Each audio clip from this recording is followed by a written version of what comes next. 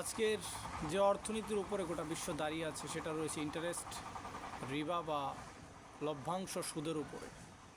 তো অর্থনীতিবিদরা অনেক আলোচনা করেন, কিন্তু সুদ নিয়ে তাদেরকে কোনো আলোচনা করতে দেখা যায় না।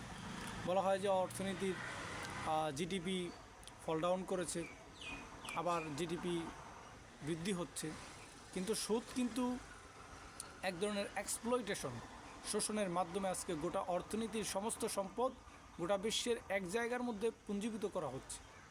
ধনী আরও ধনী হচ্ছে, আর যে অসহায় সে আরও দিনের পর দিন অসহায় হচ্ছে।